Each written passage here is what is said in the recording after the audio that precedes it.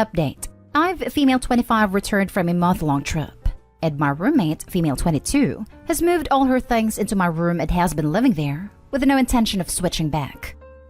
Original post. So I moved into this flat about 8 months ago. I met Lana online on her roommate's website, and we clicked well. She's a bit younger, but seemed mature. We quickly agreed to be roommates as both of us were under time constraints to find a place to live, but have got on really well so far, up until this. Our flat is a 2-bedroom, and to be frank, my room is clearly the better one. It's bigger and has built-in wardrobes. When looking for the flat, I found a place first on my own and put down a deposit to take it off the market while I found another roommate. The flat was perfect. Cheap rent, and my aunt manages the property, so I was keen to snap it up before anyone else did. The area it's in is popular, so I wasn't really worried about not finding someone to room with. Because of the above and that I was there first, I took the bigger room naturally. When showing potential roommates, including Lana, round, I was sure to show the smaller room and say this would be your room. We moved in 8 months ago. It has been happy families. Never heard Lana complain about her room. Because I have about 6 times the wardrobe space that she does, I told her she's welcome to store her off-season clothes in there, or whatever she wants to store, as long as she's not popping in every morning to get dressed. She was happy with us. But just over a month ago, I went traveling. Now, I'm not the biggest fan of having people in my room, but I told Lana if she had someone stay, her sister's friends from home, they could sleep in my bed. She said thanks, and as she's been such a great roommate and rarely has guests except her boyfriend, I didn't worry at all. I came back yesterday. I was exhausted from the flight and traveling, and just wanted to shower and sleep. As I walked in, Lana was in the living room with her boyfriend. We said hello and hugged, had a very quick catch-up, blah blah. Then I dragged my suitcase to my room, opened the door, and found it full of stuff that was not mine. I kind of yelled, "What the hell?" and briefly thought I was so jet-lagged I was confused, but opened the door to Lana's room and saw all my stuff. I walked into the living room and asked Lana what was going on, and she said, "Oh, sorry, I forgot to mention. I put my stuff in your room just because it's bigger and you weren't here and you said I could use it." I was honestly so tired I could have passed out then, so I probably wasn't in the best state, and told her to move it all back immediately. She said they were in the middle of making dinner and I looked tired, so I should have some sleep. Her boyfriend then said, "And anyway, you pay the same rent, so isn't it fair that you both get a big room at some point?"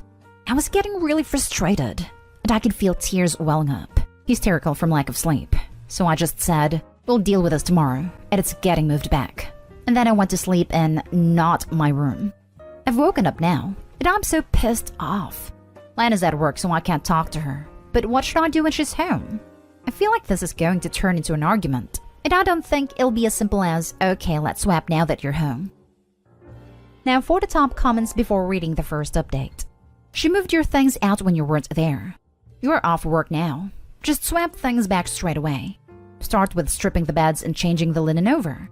I wouldn't leave it till tomorrow. It normalizes the situation. If she comes home whilst you're in the middle of it, just keep going or ask her to help you. Her boyfriend should keep out of it. I assume he's lived there full-time over the last month and is seeing it as their flat now. Yep, this is my worry. I still paid rent for this month I was away, so I have every right to return to the same flat as I left. 3 separate points here. 1. They shouldn't have touched your stuff or moved rooms. Reverse that while they are at work. Just do it right now. Also, get a lock. 2. An even rent split with uneven rooms isn't fair. Even she has no room to complain because she knew that going in. If you want good relations going forward and to be the bigger person, perhaps decide what is a fair rent split and propose this to her when she gets back. 3. Boyfriend isn't supposed to live here and isn't paying anything. Does he now? Time to nip that in the bud.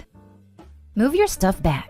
This isn't even a discussion. You found a place. You made it clear the smaller was her room. Put a lock on the door and say this isn't a discussion. It sucks she screwed herself over, but that's her problem, not yours. Edit. Also, if the boyfriend has been staying over all the time, nip that in the bud. You signed up for 1 housemate, not 2. If he cares so much, he can go rent a place with her. Be upfront and tell her in the future she needs to A. Ask because you didn't give her permission to your room, and B. If she wasn't happy with the deal, she should have said something or not rented a place. Not this weird passive-aggressive show of dominance. I plan on having a calm discussion with her, and her alone. If she fights me on moving the room back, I'll do it while she's at work and put a big lock on the door. I don't want to do it this way, but she's been so sneaky and passive about this that I'm not putting up with it. The boyfriend generally isn't around too much as mine is at least. It's never bothered me before, but I think he's just finished uni, so he's probably been here a lot since he left school. She's been a dream to live with up until now, which is why I'm leaning towards this being the boyfriend. I'm going to talk to her about it and hopefully resolve it, but this matter isn't flying with me. Just do it. Just move your stuff back. ASAP. She's already convinced that her getting the big room is fair because you both pay the same amount, and you're not talking her out of it anytime soon. So move your stuff and put the lock before she comes back, and before she's the one that puts the lock. This is simple. You don't need to have a discussion with her. While she's at work, move your stuff back to your room. Take her off-season clothes out of your closet and install a lock. If she had an issue about the price she's paying or the size of her room, she should have negotiated that during the contract signing. Also, do not allow a third party, her boyfriend, who does not live there, dictate or comment about anything to do with that apartment. To be honest, your roommate sounds like a crappy person and opportunist under that niceness. Anyone who would move all of someone's stuff out of their room is not nice. Edit. I've taken the advice of most people on this thread and moved my stuff back. It's taken hours and I'm knackered, but I think if I left it another night it would be a real problem. I sent her a text when I was almost done, in case she kicked up a storm and came home, to say, "Hi Lana, hope you're having a nice day at work.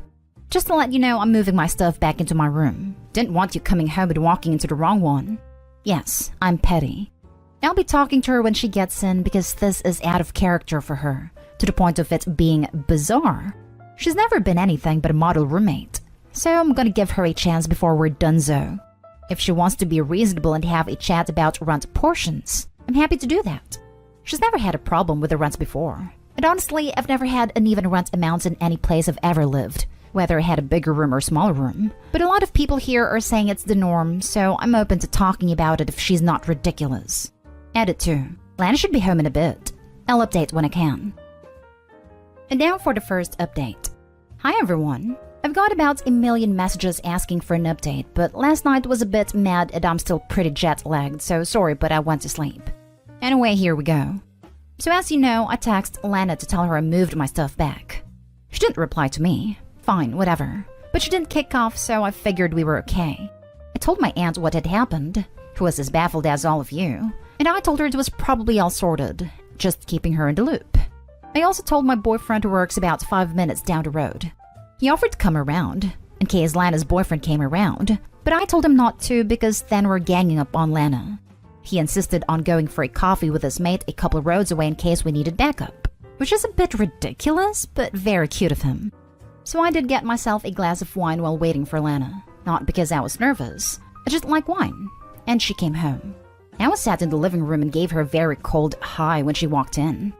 She sort of froze, bag in hand, and her eye started between me and my /not her /our bedroom door. She blurted, "Did you do it?" And I said, "What, moved her rooms back?" "Yeah, of course." And her eyes went all wide, and she dropped her bag and ran into the bathroom.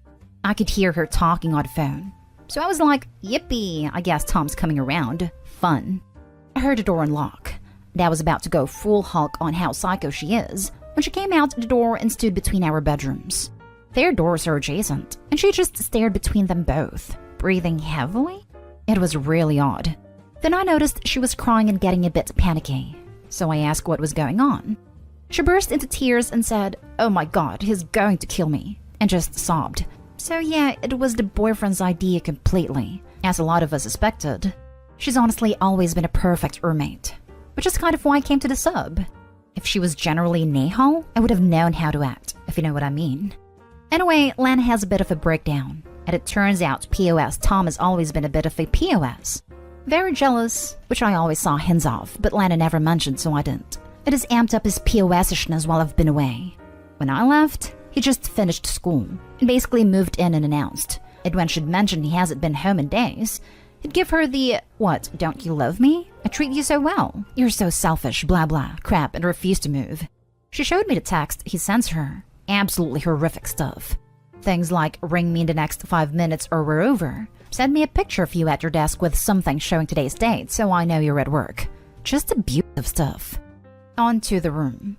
As we guessed, he moved it.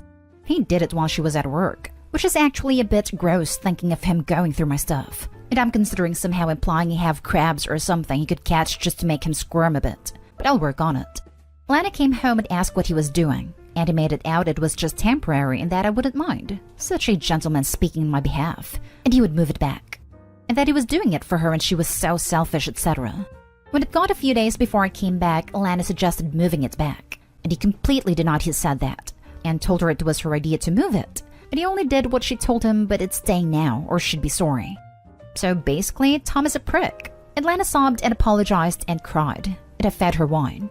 She didn't want to see Tom, who obviously assumed he lived there now. So I texted him from her phone saying our landlady, my aunt, was coming around for an inspection and staying for dinner after with my family, and he couldn't come over tonight. He sent a lot of begging, whiny texts, and then went on the offensive and called Lana a liar. So I rang my aunt, explained everything, and had her write us a fake landlord email mentioning the visit, and how she was looking forward to fajitas, because she's an absolute babe and I make good packet fajitas, which we forwarded on to Tom, and left her alone for the rest of the night, apart from a few texts. I'm not entirely sure what we'd do about Tom. Lana sounds like she wants to break up, judging from her crying and screaming, I hate him, I hate him, I hate him into her wine. I think she's scared to though. I checked with her and he doesn't have a key, so that's a relief. I've told my aunt everything and she said she's happy to ban him from that flat. But Lana would need to break up with him first and get all that sorted. Thanks everyone for the advice.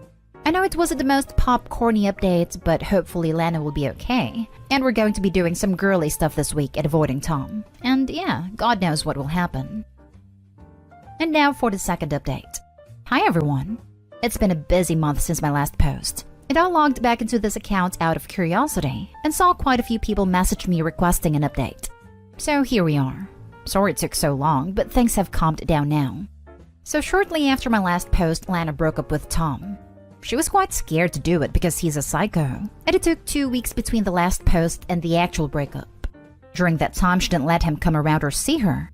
Luckily, she remembered that Tom had never had chickenpox as a kid, so we pretended my nephew had caught chickenpox and had to stay with us because my brother's wife had never had it and couldn't risk getting shingles. It worked luckily, and he stayed away.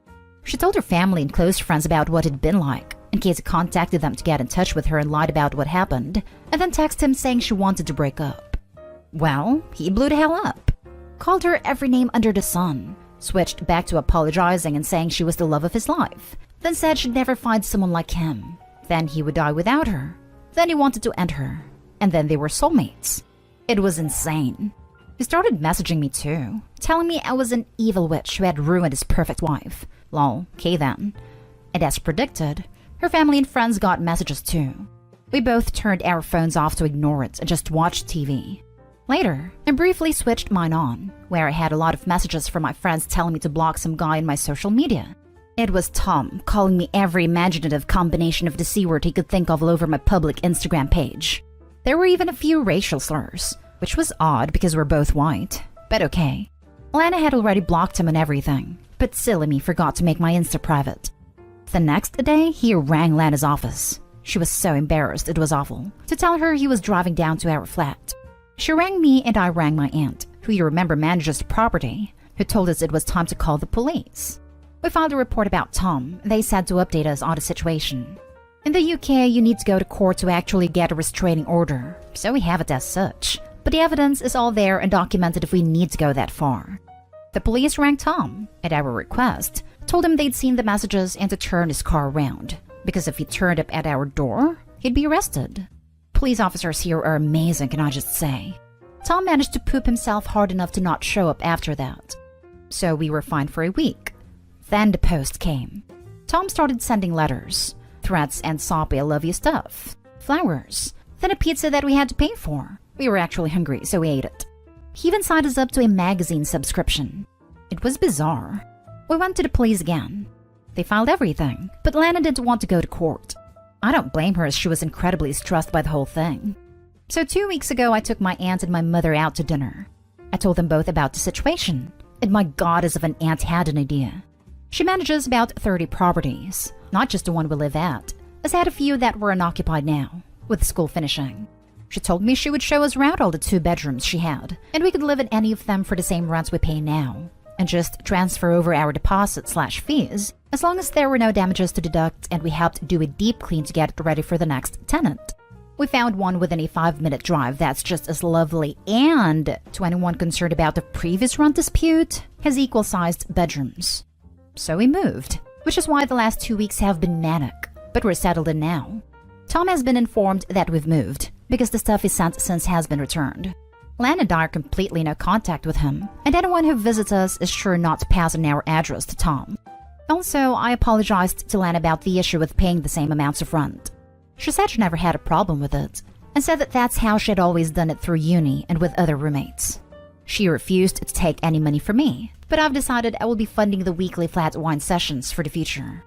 It's been a long month, and even though my traveling tan has faded, things are great now. Thanks for all your advice before, guys, even the ones I didn't agree with, and let's all pray to baby Jesus that I have a calmer living situation from now on. Wow, what a fantastic outcome for everyone involved. I mean, obviously trauma from Tom's idiocy and harassment, but now that Nitwit is on police notice, you and Lana have a nice new flat with equal footing. And it sounds like you've formed a real bond over this, whereas your previous post was typical roommate entitlement issues combined with a crap boyfriend. It both escalated and got better. Much luck to you and Lana living in the future. You've been a great friend to her. Your aunt definitely deserves some good wine sessions too. We're taking my aunt out for dinner next month. This update was so satisfying to read. You guys did great. I cracked up when I read a magazine subscriptions part. Dude was a loon. You were a really good egg in this situation. I'm glad it's turned out for the best. Thank you. I'm so happy it's all calmed down now.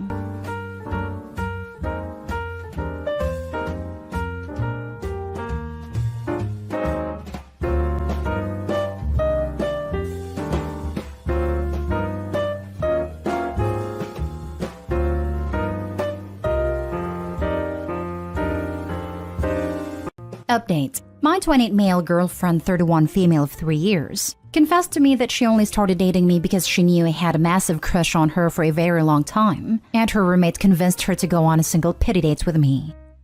Original post. So I have had a mega crush on my girlfriend ever since school days. We were in the same school, although she was 1 class ahead on me. Now, my crush was such that everyone in my school knew. Like, if I was anywhere near her, people would just give a mischievous smile to both of us. If we were sitting near each other, then my friends would tease me mercilessly. Lol. In short, it was impossible for her to not know about it. But I never had the courage to ask her out.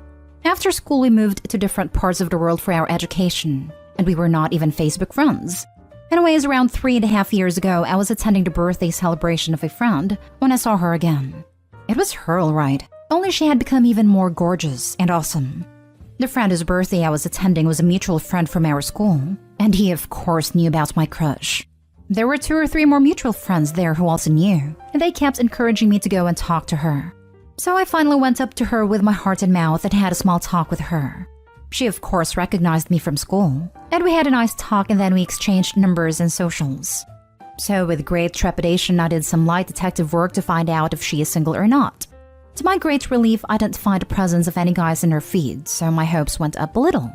I reached out to her to hang out, fully expecting her to turn me down, but she accepted to my great surprise. So we hung out and I found out that we had a lot in common, and then we decided for our next meetup. Things picked up from there and eventually we became boyfriend and girlfriend. She is everything I expected and more, plus she's also extremely happy with our relationship.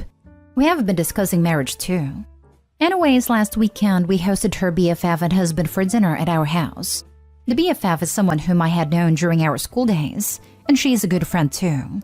After dinner we were shooting the breeze, and except me, everyone was pretty drunk as they were staying the night at our place.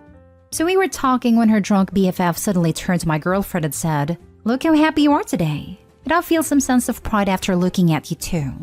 I smiled and said, "Well, thank you." Then she continued talking to my girlfriend and said, "You didn't even want to give this guy a chance, and only agreed when I pestered you to go on a pity date with him, and your plan was to let him down easy after the sad date. But instead, you guys are sitting here talking about your future together, and it makes me so happy that I convinced you to take a chance with him. Can you imagine if you had stuck to your original plan?" Her husband by now realized the awkwardness and led her away to sleep. I could see in my girlfriend's face that she was visibly stressed. So we went to bed too, and when she came to bed after changing clothes, she was already in tears. She took my head at hers and said, please don't mind her words. I asked her if it's true, and she admitted yes, it was. She knew I always had a massive crush on her, so when I asked her out, she didn't want to be mean by turning me down harshly. So she discussed it with her BFF, who was also her roommate at the time, about the situation. The BFF knew me, so she tried to convince her to give me a chance. But the girlfriend was not convinced. Finally, the BFF asked her to go on 2 to 3 dates with me, and then let me down easy. And girlfriend agreed. But then she found out we really clicked together and wanted to continue dating. And well, here we are 3 years later. I hugged her and said it's okay. Don't worry about it too much as it's water under the bridge. But as you guys can tell, it's obviously bothering me. And I think she has started to catch on too, as she has been extra attentive and loving to me since the incident. So guys, on the one hand, I am the guy who is literally going to be engaged and eventually married to my crush. And it's even better because our relationship is just how I imagined it to be, only 10 times better. On the other hand, it does sting a little to know that she only agreed to go out with me because she pitied me, not gonna lie. Please knock some sense into me before I self-sabotage this wonderful relationship. Thank you. Now for the top advice before reading the update. Don't let this sour what sounds like a really beautiful relationship. I know it sucks to hear that the backstory to your first date wasn't what you thought it was, and the way it was told to you was a little crappy, but I think it says a lot about what an awesome guy you are, because after just one date she completely changed her mind about you. And her reaction to this really shows how much she cares for you. She didn't try to minimize it, and she didn't try to lie about it either. It sounds like she's validating your feelings and is being sweet and supportive. And remember, this was all based on her opinion of you before she really got to know you. And regardless of the reason, she did decide to go out with you, and she fell for you. You got your dream girl and you guys sound really happy together. I think it's actually a really sweet story. Also, it very much could be that she didn't want to date OP because he never confessed, but everyone still knew of his crush. In high school, something similar happened with one of my friends. There was a guy who had a crush on her since they were in elementary, and almost everyone knew about it, but the guy wouldn't even talk to her. Over half their lives of knowing each other, and she barely knew anything about him. Because while he liked hovering around her, he also simultaneously avoided her like the plague. Kid was one of those genuinely nice guys. The kind that everyone would agree whoever he ended up with would be treated like a queen no matter what, and we hoped he ended up with someone who also treated him like a king. But hovering around someone you liked and never uttering a single word to them for years kinda leaves a sour taste in your mouth. Especially if you hadn't had a chance to figure out if you liked them back, because you never had a decent conversation. But the whole school is basically pressuring you to date them. He finally confessed the summer before our senior year, and they dated for a few weeks. She later told me she partly said yes because she didn't want to be labeled a witch when we came back to school, but also because she was genuinely interested in him based on the little she knew. But during those few weeks, he basically ghosted her because of anxiety of finally landing his dream girl. The few times they did talk, the conversations were bone dry and uncomfortable. They mutually broke up in the end. I still talk to her, didn't really know him, and she mentioned that she and him still talk and he seems a lot more mature and confident in himself, but at the moment they're just good friends. I don't even know why you would beat yourself up about why she decided to go out with you. So yeah, she went out on a pity date with you.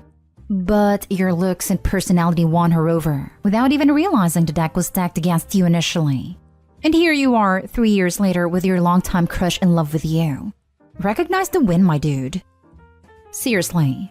OP went to the Relationship Olympics as an underdog and won gold. Good for them. Not only that, the girlfriend sounds kind. There's nothing negative here for OP, really. And now for the update. So I guess I should tell what happened after I made a post. In the morning, the BFF apologized for her insensitive comments the night before.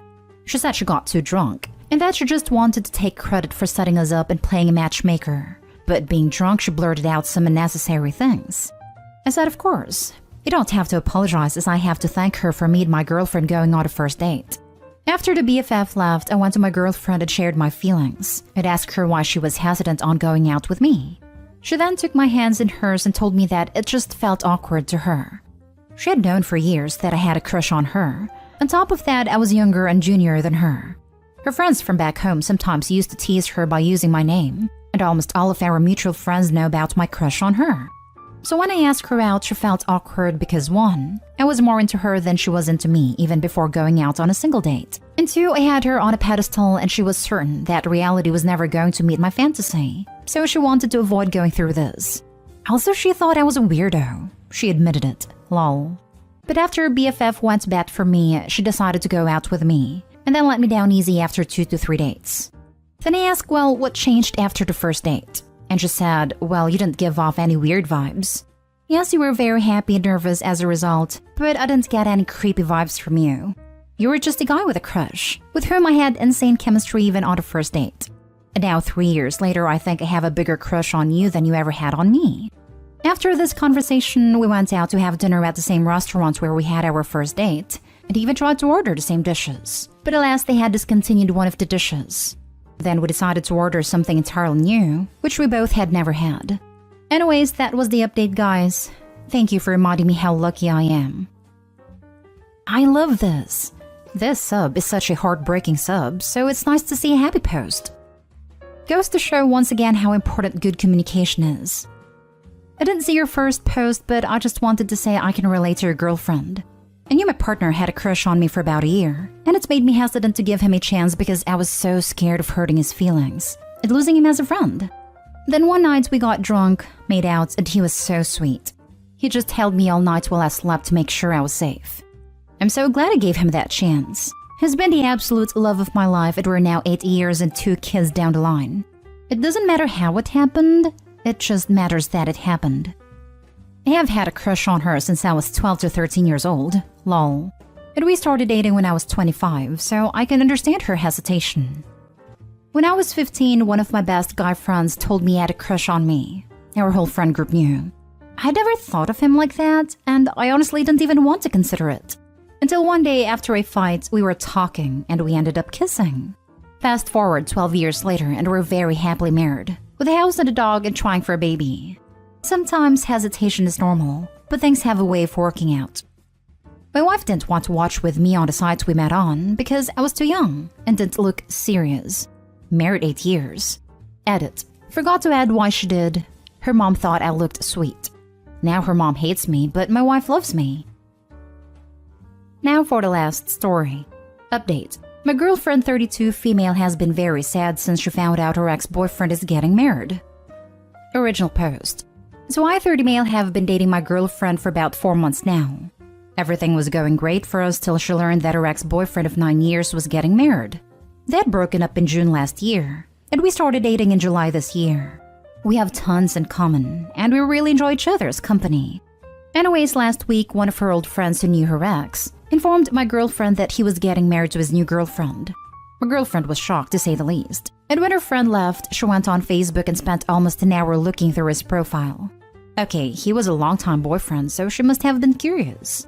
But ever since that day, she has been really sad and stressed, and keeps spending her time on Facebook looking through everything about her ex and his bride-to-be.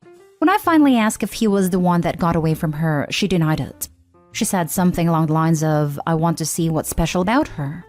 She says she isn't pining for him. He didn't treat her well, and that even if he asked her, she wouldn't go back.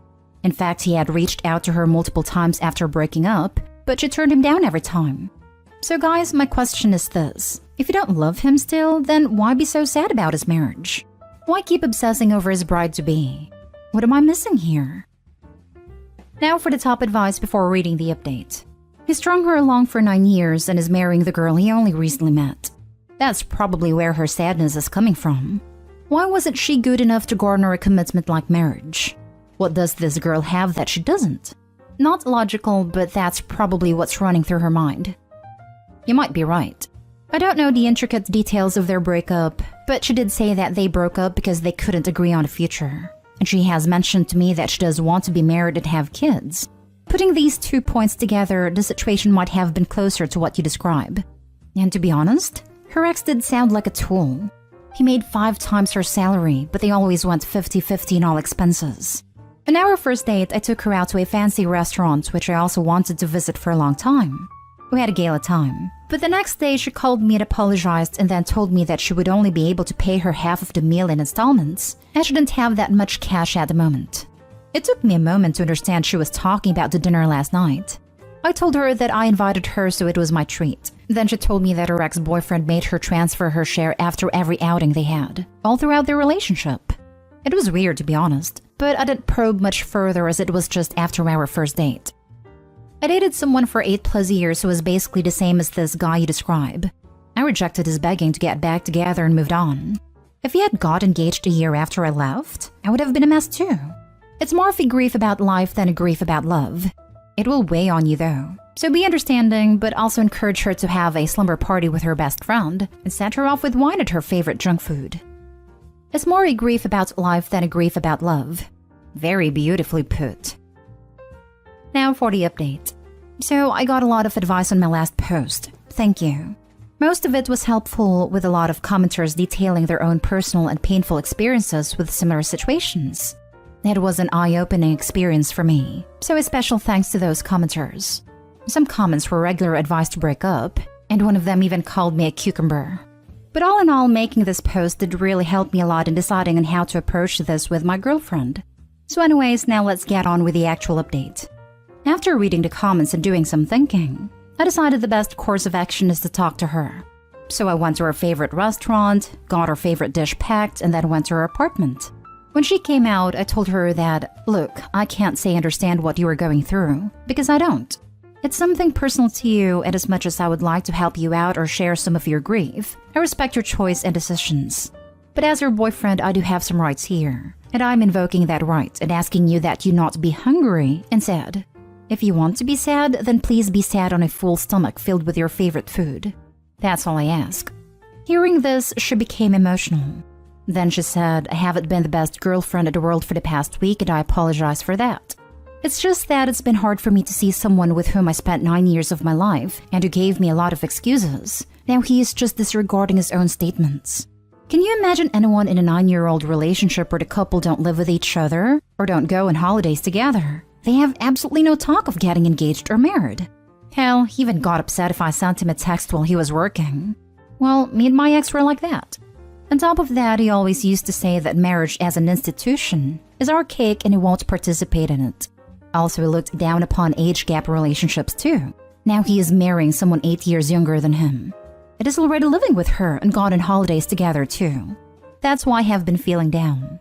I don't want him back. I have already upgraded to a much higher level. She meant me. But it's just a feeling of wasting 9 years of my life, which is the most painful. So I gave her a hug and told her that if she wanted a shoulder to cry on or a mouth to talk trash about her ex, I can do both. So we both shared a laugh then. When I was leaving, she asked if she can stay with me for a few days, as she doesn't want to be alone. I said sure. So she came with me, and right now she's setting up her workstation in my other bedroom while I'm making this update. She will be staying with me the whole week. So thank you again, people. You have been of immense help. I think she was just mourning the answer to the question, why is he doing this stuff for her and not me? And that answer is, because you let him, is the most devastating of all. Yes, she may be feeling like it's her fault. I can't imagine the blow for her self-esteem. Good to see that Opie followed good advice and faced the problem in a positive way. I think you handled this perfectly. Her self-esteem has taken a hard hit. Had a similar experience. When it's over and you're left feeling like you wasted all those years with someone who didn't really love you, it leaves you feeling somewhat unworthy of love. One of the last things I said to my ex before I broke off all contact was, I'm not sad because I want you back. If he had not been in my life, I could have maybe found someone who truly loved me, rather than spend years with someone who used me until a person they could love came along. I'm sad because I wish I had never met you. I think your girlfriend is feeling like that right now. Your understanding and comfort probably means so much more to her than you could ever know.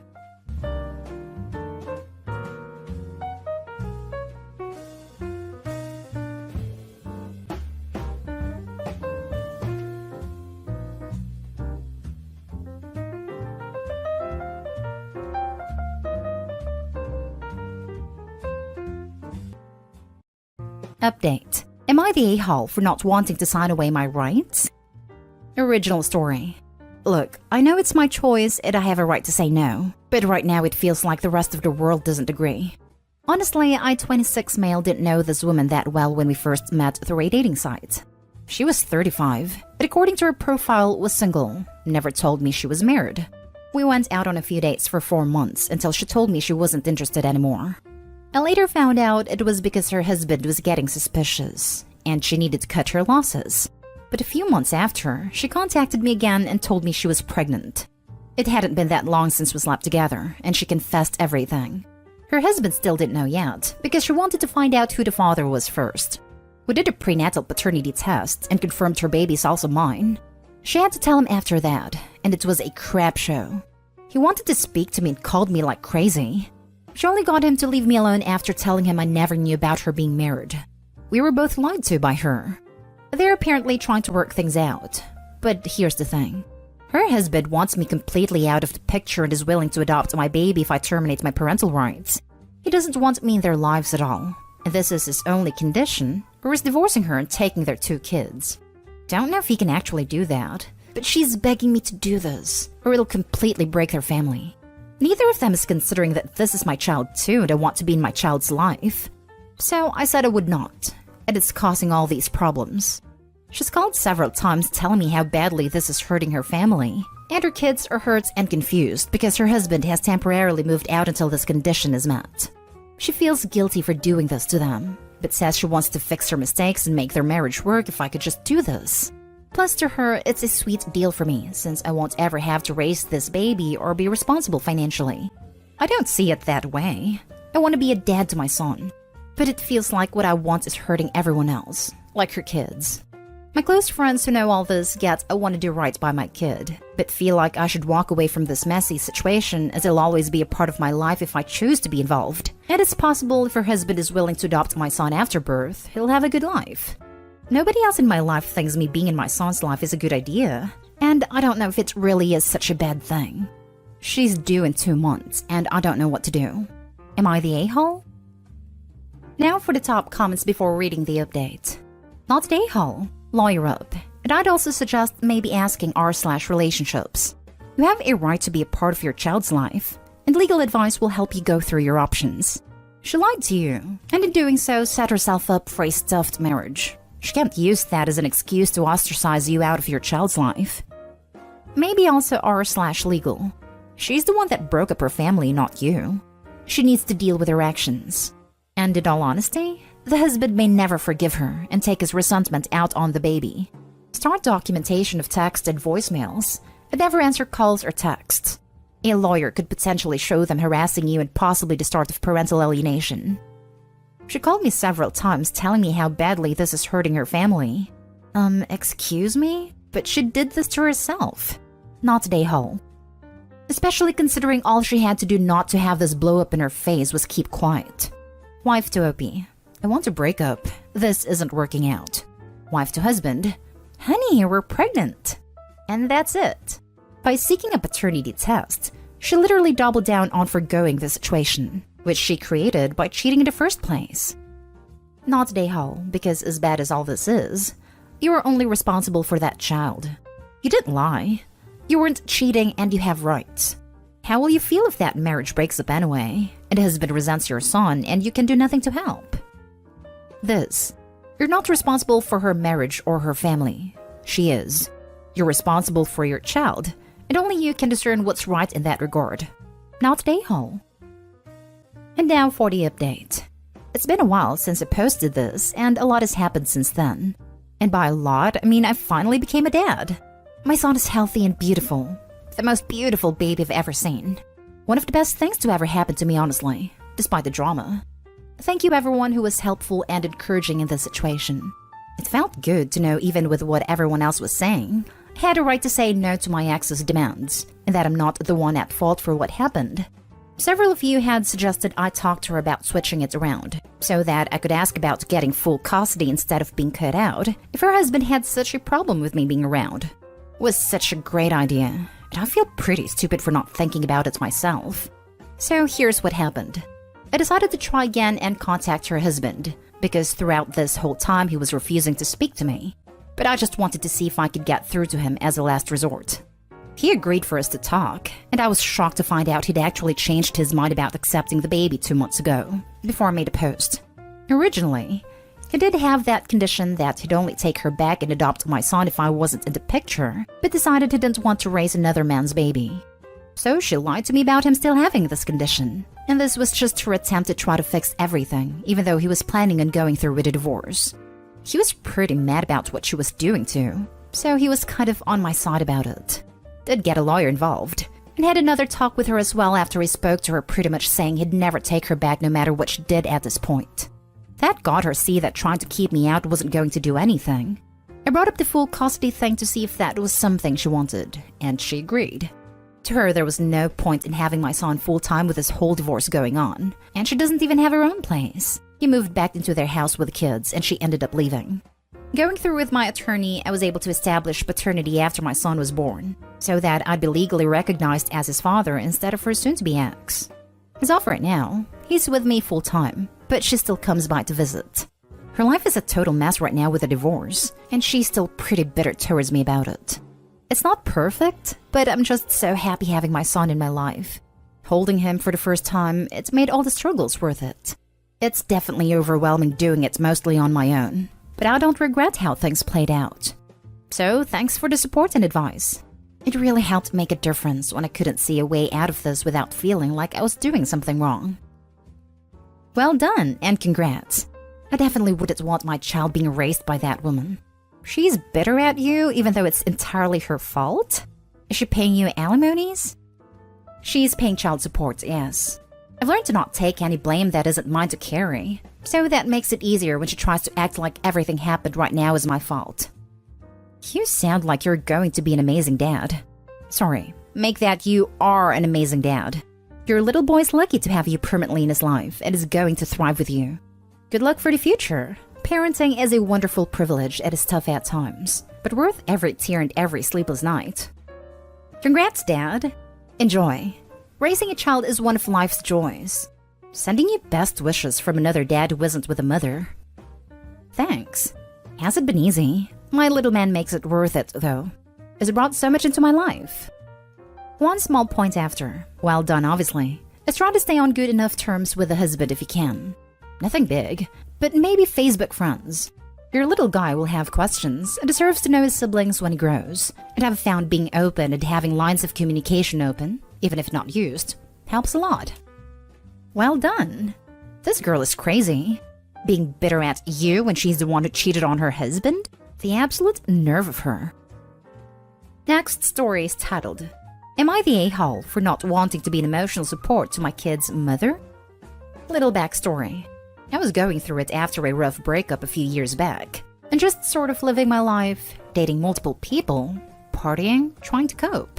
I ended up meeting a girl who I was initially not interested in, but who pursued me so relentlessly that I decided to give her a chance. I ended up really liking her, but it seemed like as soon as I became invested, all of her interest disappeared. Then after catching her talking to an ex behind my back twice, I broke it off. About a month later, she found out she was pregnant with twins, and they were mine. We talked about it and decided to keep them. Over the course of the pregnancy, spending all the time together, going to appointments and such, I fell deeply in love with her. Shortly after my daughters were born, I asked her if she'd like to try to make things work between us, and she said yes. I was ecstatic. It was good for about a week, and then she started treating me horribly, just being very mean to me. Constantly making excuses to prevent me from coming to see her and the girls, excluding me from events. A month of this and I couldn't take it anymore. I asked if she really wanted to be with me, and she said no. That she had no romantic feelings for me and wanted to break up. It hurt worse than any previous rejections in my life probably, but I'm not going to force anyone to love me. And we have children together who I love, so I got through it. Fast forward 3 years and I'm as over the breakup as I can be. We get along fine and co-parent well and everything is good. I'm happy being single for the first time in my life, and I may be happier than I have ever been before. My problem is that, anytime anything happens in her life, she immediately comes to me for emotional support. An argument with her parents, problems at work, her sister being diagnosed with diabetes, her car having issues, just anything really. I feel like an a-hole because although we have kids and I have moved on, it still feels exactly what it is. An ex broke my heart expecting me to be a shoulder to cry on, and it freaking sucks. Am I the a-hole for not wanting to interact in this way outside of our co-parenting? Now for the top comments. Not today, Hall. She's your ex. And you aren't her emotional support punching bag. You need to set boundaries. Also, if you haven't yet, I may recommend looking into paternity tests to make sure the kids are yours. Great idea about the paternity test. Once OP begins setting boundaries, it will unfortunately be worse before becoming better. So OP needs to be proactive in protecting his rights, and himself, regardless of the results. I should clarify, I know they are mine. I also don't necessarily think it will cause an issue other than hurting her feelings. I just didn't want to set this boundary and hurt her feelings if I was being unreasonable. Not today, Hall. You have long broken up and established a good co-parenting relationship. You can start without even saying anything. Just put some distance in your conversations. 1. If she calls and starts complaining, say, "Sorry, I'm busy," but answered because I thought it was about the twins. Since it isn't, I have to get back to X. 2. Start cutting conversations short. Have to go, got another call, have a place to be. 3. Don't respond to every text message that isn't about the kids. Just leave some alone. 4. If you get caught listening to her, keep input brief. Oh wow, that's a lot. And that's tough. Don't be helpful or give her attention. Putting distance and setting boundaries usually helps. If not, you can then escalate to, "I don't think I'm the right person to talk to about this." Since you have established a good relationship, I think the more passive approach of stepping back in small ways is the good place to start. This is my favorite bit of advice I have gotten so far. I try to respond to her usually because I don't want to be rude. I think just not answering all the time is a really good sounding solution, considering we aren't together and I don't have to offer an explanation for why I didn't answer. And if she asks and I say I was busy, she can't be upset. I truly appreciate this. It seems so simple I almost feel dumb for making a Reddit post about it. But outside input helps to make things clear sometimes, I suppose. It's not dumb. You have a problem to solve, and that makes it seem like you have to actively engage the other person. I totally get this. My advice is from years of being the listener, and I had people I really cherished that I also needed to be like, "Girl, you're never leaving him. I can't listen anymore." I realized I didn't have to have the conversation. I could just not be the listener anymore. Just reconfigures the relationship. And I'd say 8 out of 10 times it does the charm. One person won't take the hint, the other will be offended, but all other times, no confrontation necessary. Now for the last story. Am I the a-hole for being blunt when my sister-in-law was looking for our opinions on things with her foster kid? I'm a former foster kid who had a horrible experience being a foster kid. Never found a family. Ended up in group care once they traumatized me too much for another family. It was rough. My husband's family know about my past. And when my sister-in-law and her husband realized recently that their foster kid was not settling in and it wasn't the picture-perfect experience they wanted, they included me in the discussion with their family. Parents, my husband, another sister, another brother. And they wanted to hear what they thought of the situation. It was a weird conversation. My husband stayed out of it. But they said of course she'll come around. Of course they're the perfect family for her, etc. Then sister-in-law asked me directly. I asked her if she truly wanted my honest opinion, and she said yes. So I told her not every foster placement is a good fit. Not every foster kid will settle in the way they were looking for, and some won't settle in at all. That there is a chance they won't work out, and they need to ask themselves if it's going to work or not. Her husband told me that I couldn't say that for sure. That kids need a family and they can provide her with that, so why wouldn't she settle in? I told him that with what she's been through, what they told us about, there is a chance she will find it hard to settle into any family, but also she might need something else. That they need to be honest with a caseworker instead of saying everything is perfect because maybe different resources could be provided. They got really upset with what I said. They told me eventually she'll get better and accept them. I told them not to ask for my opinion if they don't want to hear it, and that they were thinking about things wrong. They need to ask themselves if they can provide what she actually needs, not what they think she needs. For more info, their foster daughter is 13. She's been with them 14 months, and she's had some pretty horrible experiences of the foster system. It's also known she has attachment issues and anger because she's been in the system her whole life. They don't seem to be able to wrap their heads around the fact she's not super happy to be there by now, that she's not warming up to them in the obvious ways. My sister-in-law told me I was being an A, and that I didn't need to be so negative and dismissive of them. They said I didn't know what I was talking about. Am I the a-hole? Not Dayhall. They ask for your advice based on your similar upbringing and gave it. While they might not have liked the answer, you were certainly not an A about it. Just how people react when they hear something they don't want to. Hope the kid and parents start getting along better. This child should be in therapy, and if they truly want it to work as much as they say, they should also be in family therapy so they can better understand how she feels and what she needs, and be reminded that their wants do not outweigh the child's needs. Not Dayhall. They ask for an honest opinion and can't deal with it. Also, they are doubly the a-hole for implying you don't know what you're talking about. If this is their mindset, it might be why the foster child isn't settling in. Such a thing you can't force. Not Dayhall, but you should realize that your message to them sounded like, "Give her back, it's not going to happen." I don't think that's what you intended. However, I do think your own experience is coloring how you view the situation as much as their rose-colored glasses are coloring theirs. They should be honest with their caseworker, and they shouldn't have gotten upset with you. But I doubt they would have agreed to foster a teenager if they were truly expecting perfection. I mean, I think they need to look at things to decide what's best here. They are growing frustrated with her not getting closer to them, with no real change in the relationship over the last year. She's unhappy and she reminds me a lot of me when I got to her age. I just don't think they realized how different it is with a teenager, and went in with this idyllic idea that isn't the most realistic with a teen.